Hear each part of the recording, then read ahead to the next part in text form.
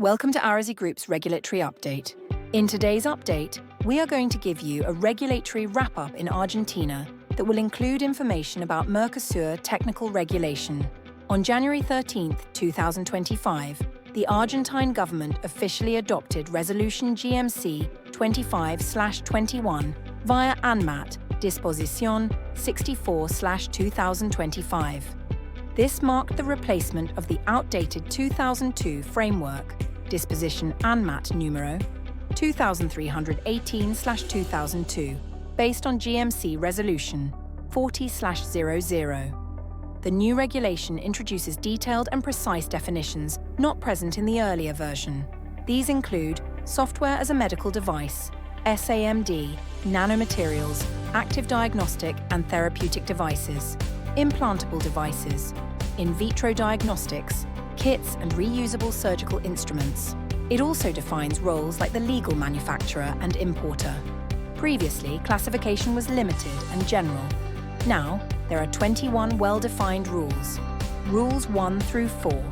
Non-invasive devices, Rules 5 through 8. Invasive and surgical rules, 9 through 13. Active medical devices, Rules 14 through 21. Special cases like nanomaterials, sterilization agents, and contraceptives. Examples: software that makes critical decisions is Class 4. Nanomaterials are classified by exposure risk. Breast implants and spinal discs are Class 4 due to their risk level. If you want to manage your product registration, consider Regislate, our global registration management software for fast and effective market access processes. Registration is more formal now. Manufacturer letters. Importers must present a declaration from the manufacturer, legalized or apostilled, issued within the past 2 years. Groupings, kits, systems, families now require shared intended use, tech characteristics, and regulatory consistency. Importer info must include full legal name, complete address, contact info, and identification of a technical responsible person. Now, for professional use Class 1 and 2 devices, digital IFUs are allowed. Physical copies can be excluded only if safety isn't compromised and access is clearly indicated.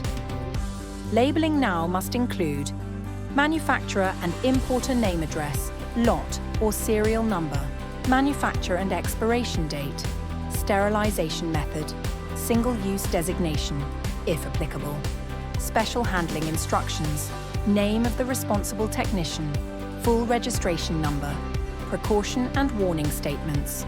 Technical reports now require description of components, risk assessment and safety justification, sterilization processes, maintenance cleaning instructions, accessory addition. If listed in the original report, it's automatically covered. If new, it can be added through a documented update explaining compatibility and function.